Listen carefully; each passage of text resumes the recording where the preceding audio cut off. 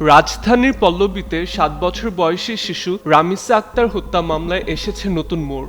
আদালতে হাজির হওয়ার সময় প্রধান আসামি সোহেল রানা ডলার নামে এক ব্যক্তিকে ঘটনার মূল হোতা বলে দাবি করেছেন।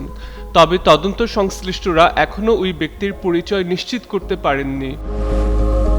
সোমবার চার্জ গঠনের শুনানিকে কেন্দ্র করে ঢাকা মহানগর শিশু সহিংসতা দমন ট্রাইব্যুনালে হাজির করা হয় এই চাঞ্চল্যকর হত্যা মামলার দুই আসামি সোহেল রানা ও তার স্ত্রী স্বপ্না আক্তারকে।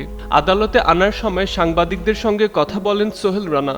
এ সময় তিনি দাবি করেন তার স্ত্রী স্বপ্না আক্তার নির্দোষ এবং প্রকৃত অপরাধী ডলার নামে অন্য একজন ব্যক্তি। তিনি বলেন, আমি ধর্ষণ করছি, মারছে ডলার 2 লাখ টাকা দিচ্ছে, আমার স্ত্রী কোনোভাবে জড়িত না। ডলার সম্পর্কে জানতে চাইলে সোহেল রানা জানান, তিনি মিরপুর 11 নম্বর এলাকার একজন প্রভাবশালী ও বিত্তশালী ব্যক্তি। তবে তার পূর্ণ পরিচয় কিংবা অবস্থান সম্পর্কে স্পষ্ট কোনো তথ্য দিতে পারেননি। সোহেল রানার এমন বক্তব্যের পর মামলায় নতুন করে আলোচনায় এসেছে ডলার নামটি।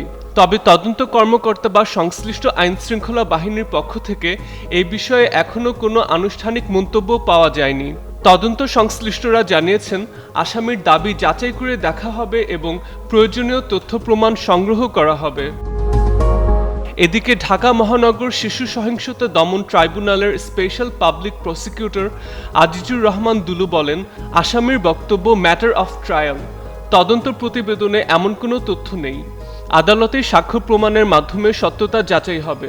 ডিফেন্স যা বলছে সেগুলো ম্যাটার অফ এভিডেন্স। প্রমাণের মাধ্যমে সেগুলোর সত্যতা নির্ধারিত হবে। মামলায় সর্বোচ্চ শাস্তির প্রত্যাশা ব্যক্ত করেন তিনি।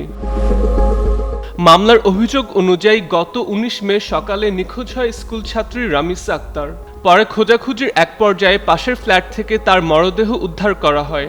ঘটনার পর পালিয়ে গেল, পরে গ্রেফতার করা হয় প্রধান আসামি সোহেল রানাকে। তদন্ত প্রতিবেদনে আসামিদের স্বীকারোক্তিমূলক জবানবন্দির উল্লেখ রয়েছে। মামলায় সাক্ষী করা হয়েছে মোট 18 জনকে। মাহদি আহমেদ, যুগান্তর নিউজ।